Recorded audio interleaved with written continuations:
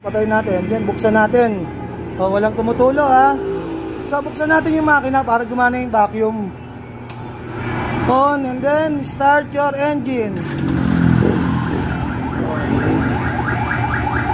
O diba?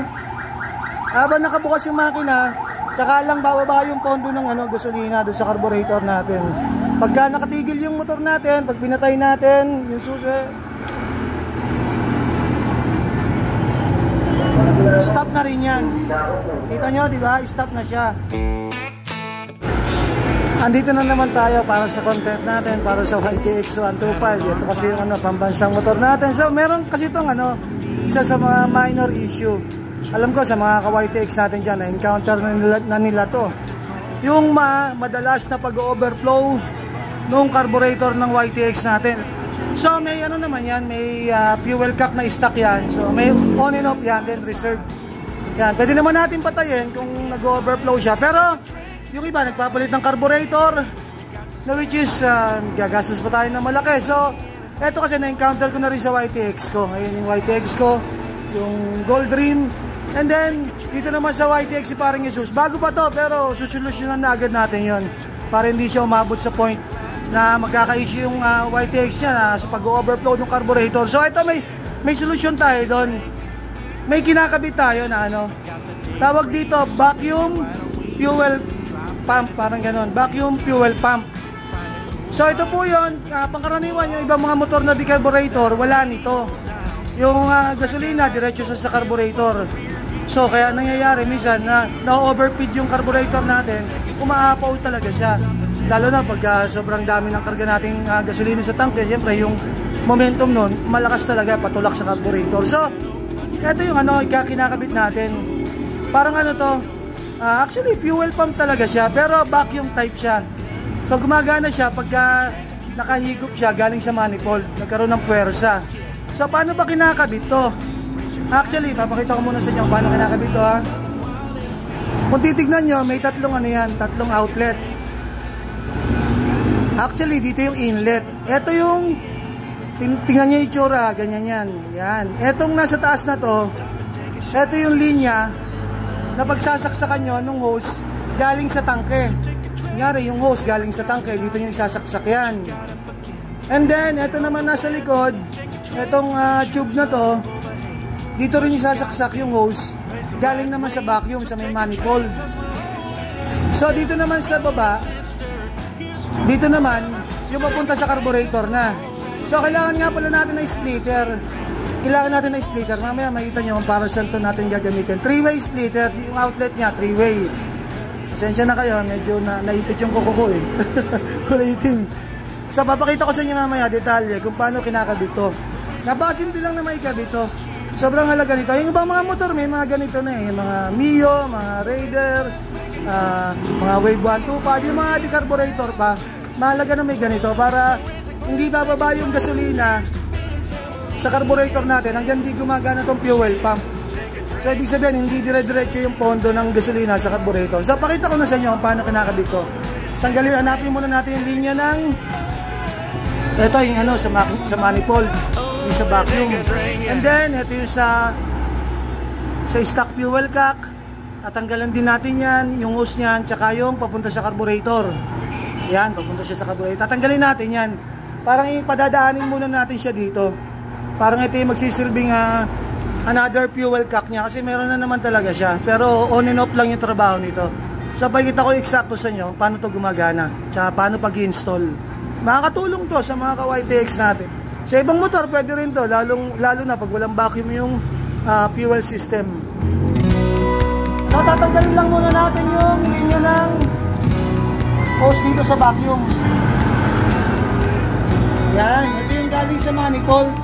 Tanggalin muna natin yan. I-make sure nyo lang na i-off yung gasolina sa bangke. Tanggalin din natin yung sa bangke. So, ito na, nakabitan ko na ng hose yung natin, yung fuel pump natin. Tingnan nyo, etong isang to, papunta to sa splitter. Mamaya, pakikita ko paano magiging yun. Nasaan yun? Splitter. Yan, papunta yan sa splitter. Bali, ito, ikakabit to, yung hose galing sa vacuum. Bali, maglalagay rin tayo ng hose dyan na panibago galing sa vacuum. And then, itong hose ng vacuum na originally, sasaksak natin dito sa isa. Then, ito naman isa, itong nasa gitna, sasaksak natin siya dito. Parang ito kasi yung trigger nun sa vacuum niya, ito sa gitna. So, ito, papunta sa manifold hose. Then, ito yung galing sa stock na manifold na hose. Then, dito, ito yung outlet niya, papunta na sa carburetor. Ito, papunta sa tangke. Mamaya, papakita ko sa inyo pag nakalinya na kasi medyo nahihirapan ako eh. Pakita ko sa inyo pag nakalinya na. Basta tandaan nyo yung itsura. Ito sa gitna, ito yung papunta sa splitter natin. Kaya mahalaga, may splitter talaga, splitter tube. Yan, ganito. Ano ito eh, normally ito yung sa mga aquarium eh. May plastic dito, may bakal, pero plastic kasi yung stock ko dito. So, ganyan lang yan, itsura niyan. Tandaan nyo yung itsura. Itong sa taas, papunta sa tangke. Ito, papunta sa carburetor. Ito sa baba. Ito, papunta doon sa splitter, sa vacuum natin. Sa manifold. So, ito na, nalinya ko na. Bali, uy, tumapon lang ha. Ayan, nalinya ko na. So, pakita ulit natin. Ito sa splitter muna tayo. Bali, itong sa gitna, ayan yung papunta sa may vacuum, sa manifold. Etong isa naman, ito, papunta sa PCB. Ito yung originally nakasaksak sa manifold. So, dito natin siya kakabit sa kabilang side. Ito namang isa, hose. Dito yan, sa gitna. Ayun yung pinaka-trigger ng vacuum niya. And then, dito sa taas, tandaan nyo yung tsura ha. Yung iba kasi may arrow to eh. Pero ito na lang yung guide nyo. Ito, basta ganyan yung tsura niya. Ito sa taas, ito yung galing sa tangke. Yan. Ito naman, ito yung papunta sa carburetor na hose. Yan na yung papunta sa carburetor. Ito, tingnan nyo, nakabukas na yung gas natin. Nakabukas na yan ha, pero wala pa rin tumutulo dito.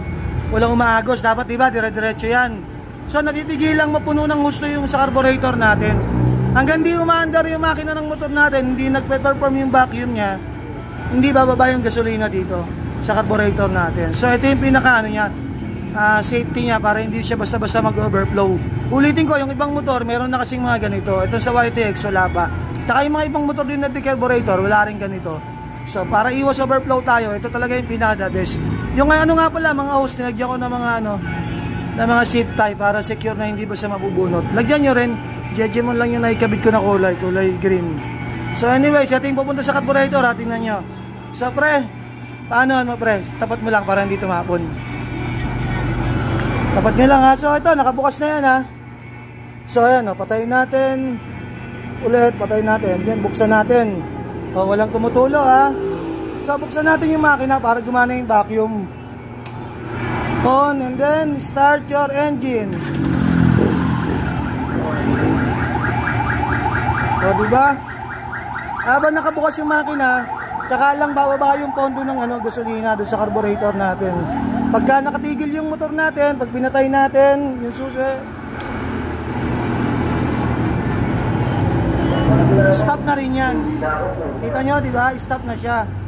So yun yung trabaho ng vacuum. Hindi ba sa gagana to, hindi magti-trigger yung vacuum niya dito sa device na to, hanggang hindi umaandar yung makina. So pag nakatigil yung motor natin sa parking, safe siya na hindi siya mag-overflow. Ganun lang naman siya kasimple ikabit. Ihanap nyo na lang na magandang pwesto. Pag na-install nyo, then yung hose na ikakabit nyo, pansyahin nyo na lang kung saan yung magandang pwestuhan. Yun, sana nakatulong sa inyo itong shiner ko para sa mga namumroblema sa overflow sa mga YTX nila. So napakalaking tulong nito. Sundan nyo na lang, napakasimple lang naman ito. Tatwa-twari. Mula naman kayo, mayo kayo at lang nakarami.